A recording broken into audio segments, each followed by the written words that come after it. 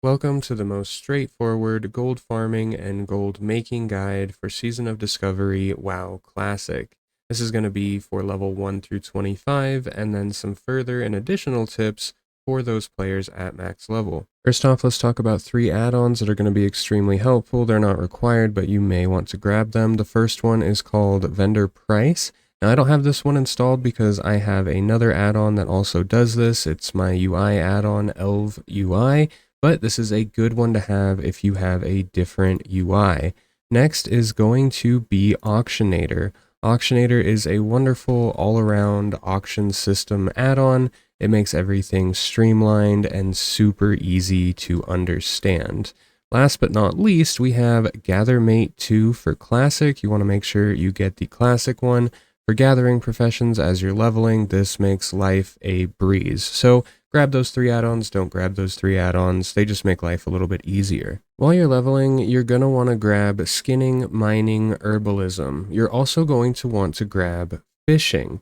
Now, you are going to want to switch to either blacksmith, tailor, or leatherworker once you're at level 25, but it's not needed as you're going to farm all the mats that you need plus be left with a ton of gold once you hit 25, going full gathering professions at first.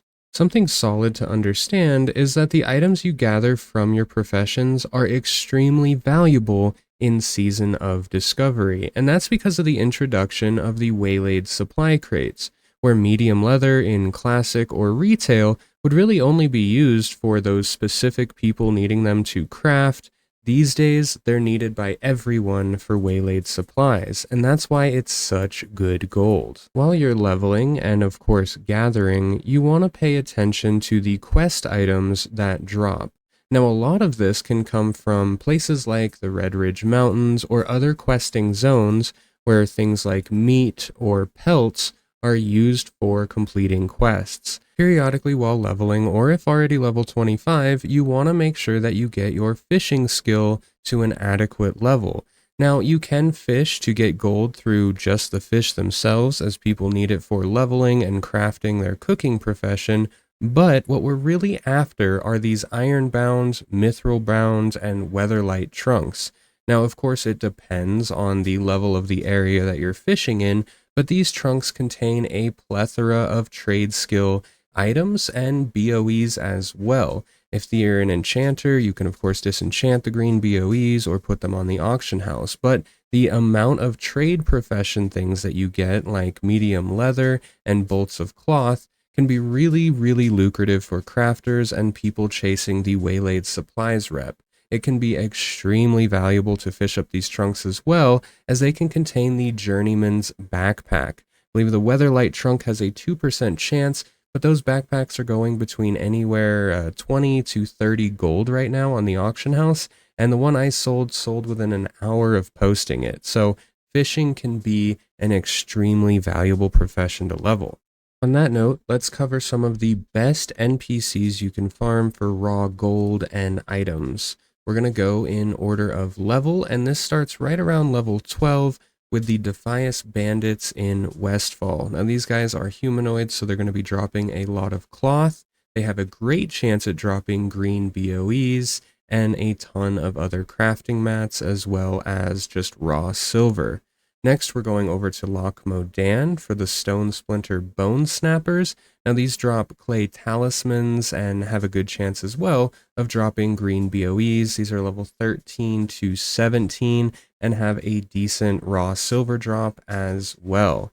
Next, we're going to the Barons, and this is up to level 20. These are the Witchwing Slayers. They drop a ton of the feathers, which is a quest item that sells really well on the auction house. In Silverpine Forest is the Wroughthide Gnolls. This is really level 15 to 19. These drop a ton of cloth, and they drop up to wool cloth as well. Now, next we're going to go to the wetlands for the Bluegill Murlocs. These drop a ton of clams and Murloc fins. Now, the Murloc fins are a quest item for Red Ridge. The clams, of course, can contain clam meat a lot of the time, but they can also contain those, what I believe are 3 gold pearls right now. And last but not least, as an alliance, this one is really hard to get to, but they are my favorite thing to farm right now. These are the Galloc Scouts in the Galloc Centaur camps in Thousand Needles. Now, these have a wonderful hyperspawn rate. There's a plethora of them. They have an amazing green BOE drop chance. They are, however, level 26 to 29, so you need to have a decent bit of gear to get there. And of course, if you're Alliance, the competition could be insane on your lair. Once you hit level 25, of course, you can continue farming the profession mats and the waylaid supply mats, but we have some better options available to us. Questing is an amazing gold farm. At 25, you can do a lot of the quests fairly simply. This only scales with gear, but a lot of these quests are going to be giving well over 1 gold per turn in. So you can see like 1 gold 60 and then 1 gold 17. So get all those quests out of the way, but you will inevitably run out of quests to do, and you don't want to do all of them because then it's going to be extremely hard to level up in phase 2 when the level cap hits 40. So be smart about that. The one thing that you're going to do is the Auctionator add-on that I said to download in the beginning. Playing the auction house is a wonderful way of making gold. Now, I'm going to be giving something up here that I really never thought I would be for a video, but personally, I do most of this on a bank alt with full bank spaces because it's going to fill your bags and your bank extremely quickly. Anytime I get around 10 to 12 gold, I'll send it over to my bank alt because that's where everything happens. What I do is I open up the auction house. If you've never used Auctionator, you'll notice some new tabs right here. Go ahead and go to the shopping tab, and this is exactly what I do. I type in recipe and then hit enter.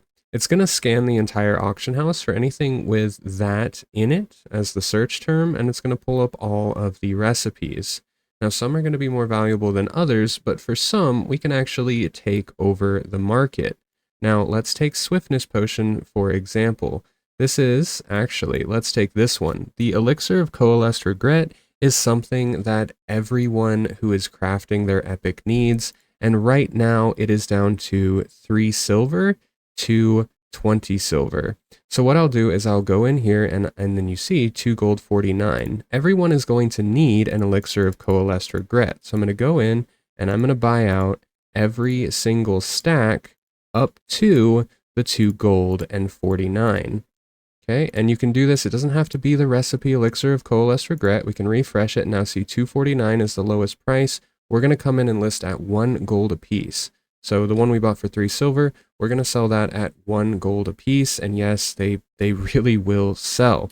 If we actually look, and this is one of the things you can do, Elixir of Coal, you can see that the actual elixir sells for 2 gold and 36 silver. So even an alchemist that's buying this to make the elixir and then flip it, they're going to pay 1 gold because just one of them and they've more than doubled their money.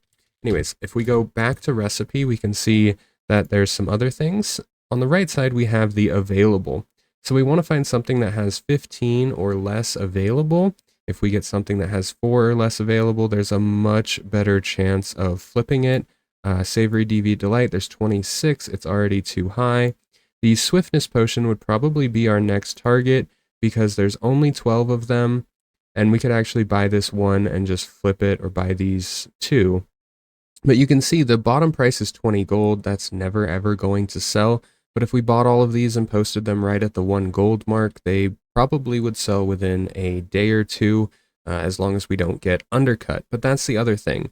We go over to the canceling tab right here, and there's an undercut scanner. This is going to scan through everything and let us know if there is an auction for that item at a lower price. And if there is, once this is done scanning, we simply click on the item, it will cancel it and show it up in our mailbox. Let's just say this manual, I want to cancel it. All we do is left click and it cancels that auction. So that is really how I'm making all of my gold these days. I've paid for my runes, my mounts, my enchants, leveling, enchanting and leatherworking all the way up. I've pretty much paid for everything I can think of and everything that I need right now. And now we're just farming gold for the level 40 mount, which we want to get the day we hit 40, and that costs right around 100 gold. So there is some farming to do. I'm also going to be putting out some dungeon solo guides for rogues, or if anyone else that would get benefit out of that. So make sure to subscribe, like the video, and I hope to catch you on the next one.